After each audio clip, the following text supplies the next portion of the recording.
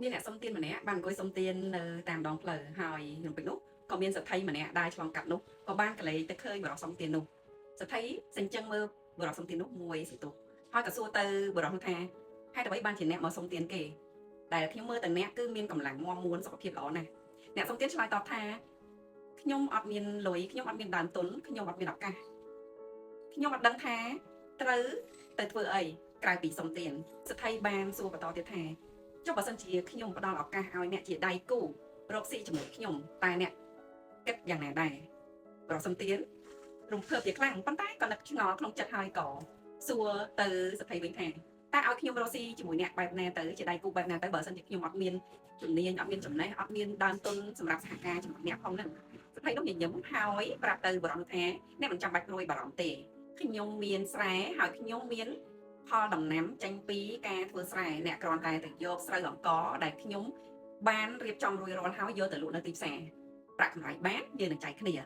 ប្រហែលអ្នកសំទាននោះឮឱកាសដូច្នេះក៏រំភើបអរជាខ្លាំងហើយរត់ទៅក្រាបសាពះបាត់ជើងរបស់សេដ្ឋីនោះដោយក្តីដឹងគុណហើយក៏សួរបន្ថែមទៀតថាចុះផលចំណេញដែលបានមកតើអ្នកចែកឲ្យខ្ញុំបាត់ណាដែរខ្ញុំ20%អ្នក80%ឬក៏ខ្ញុំ10%អ្នក90%សេដ្ឋីញញឹមដោយគូស្មាបរិសុទ្ធទាននោះតិចៗថាខ្ញុំមិនចង់បានចំណេញអ្វីពីអ្នកច្រើននោះទេគ្រាន់តែខ្ញុំចង់ជួយអ្នកអញ្ចឹងអ្វីដែលអ្នកលក់បានចំណេញ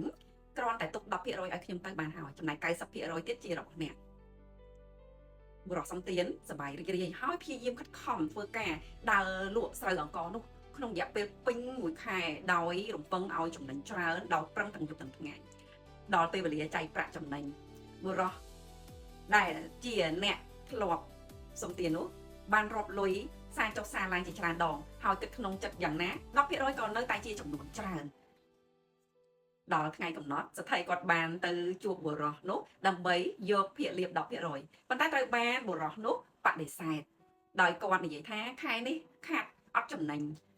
អត់បានតាមការរំពឹងទុកបុរសសេដ្ឋីញញឹមហើយក៏លើកឡើងថាខ្ញុំយល់ពីស្ថានភាពរបស់អ្នកហើយបើសិនជាអ្នកមិនសូវចំណេញទេទុកឲ្យខ្ញុំ5%មកបានហើយសម្រាប់ខែនេះតែបុរសនោះនៅតែព្យាយាមរកលេសដើម្បីមិនចង់ឲ្យសេដ្ឋីទៀតលើកឡើងពីគ្រួសារពីប្រពន្ធពីកូនឪពុកម្ដាយសេដ្ឋីក៏បន្តញញឹមទាំងទឹកមុខស្ងួតបើសិនជាអ្នកគ្មាន5% 1%ឬពាក់កណ្ដាលនៃ 1% ក៏បានដែរបើសិនជាអ្នកនៅតែបដិសេធខ្ញុំមានអារម្មណ៍ថាខ្ញុំបានជួយអ្នកខុសហើយបរិសុទ្ធអ្នកនោះនៅតែដាច់ហង្ការបដិសេធមិនព្រមឲ្យនៅចំណែកនោះទៅឲ្យសេដ្ឋីក៏ញញឹមទាំងទឹកមុខស្ងួតហើយក៏បានប្រាប់ទៅបុរសនោះថាខ្ញុំដឹងថាអ្នកចំណេញប៉ុន្តែអ្នកមិនចង់ឲ្យខ្ញុំអ្នកសាក់យកចិត្តមកគិតបន្តិចមើលបើសិនជាអ្នកជាខ្ញុំហើយមានគេមកធ្វើបាបខ្ញុំធ្វើបាបនេះដាក់ខ្ញុំតែអ្នកមានអារម្មណ៍យ៉ាងណាបើសិនជាអ្នកជាខ្ញុំដោយពាក្យសម្ដីបន្ថែមរបស់សេដ្ឋីខ្ញុំនឹងមិនយកប្រាក់ទាំងអស់ពីអ្នកឡើយតែខ្ញុំក៏រកដៃគូរកស៊ីផ្សេងទៀតមកចំណុះអ្នកដែរ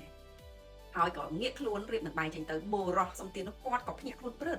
ហើយក៏តោងជើងសំពះសុំអង្គរសេដ្ឋីនោះហើយក៏ពុលលុយចំណេញទាំងអស់ទៅឲ្យសេដ្ឋីហើយបានប្រាប់សេដ្ឋីថាខ្ញុំជូនប្រាក់ចំណេញទាំងអស់ទៅឲ្យអ្នកអាចឲ្យខ្ញុំទៅតាមអ្វីដែលអ្នកមើលឃើញថាអ្នកចង់ឲ្យខ្ញុំប្រមាណក៏បានដែរព្រោះលុយទាំងអស់ដើមទុនទាំងអស់អ្វីទាំងអស់គឺជារបស់អ្នកខ្ញុំគ្រាន់តែមានតែខ្លួនហើយនឹងទទួលបានឱកាសល្អដែលអ្នកផ្ដល់ឲ្យប៉ុណ្ណឹងរឿងសេដ្ឋីនិងអ្នកសំទាននេះគឺមិនមែនគ្រាន់តែស្ដាប់ហើយលេងទេប៉ុន្តែវាជាអ្វីមួយដែលសម្រាប់យើងទាំងអស់គ្នាយកមកឆ្លុះប្រចាំអញ្ចឹងគ្រប់អ្វីទាំងអស់គឺកុំភ្លេចឲ្យសោះសម្រាប់អ្នកដែលធ្លាប់ជួយយើងអ្នកដែលបានជួយយើងអ្នកដែលមានគុណសម្រាប់យើងហើយបងប្អូនអាចឆ្លុះប្រចាំដើម្បីជាប្រយោជន៍ផ្សេងទៀតទៅតាមនឹងដែរសម្រាប់អ្នកដែលគាត់កំពុងតែចង់បានចំណូលបន្ថែមមិនដឹងថាត្រូវធ្វើអីចាប់ដើមពីដើមទុនតិចខ្ញុំមានអាយគីបដែលបោកគក់អត់ហើយស្អាតដែលបងប្អូនទាំងអស់គ្នាអាចយកទៅលក់បានដោយមិនចាំបាច់ព្រួយបារម្ភហើយយកចាប់ពី50ទៅ100អាយទទួលបានតម្លៃពិសេសយកទៅដឹងតែចំណេញហើយបើសិនជាទាំងអស់គ្នាអត់ចេះ like អត់ចេះកាត់តវីដេអូ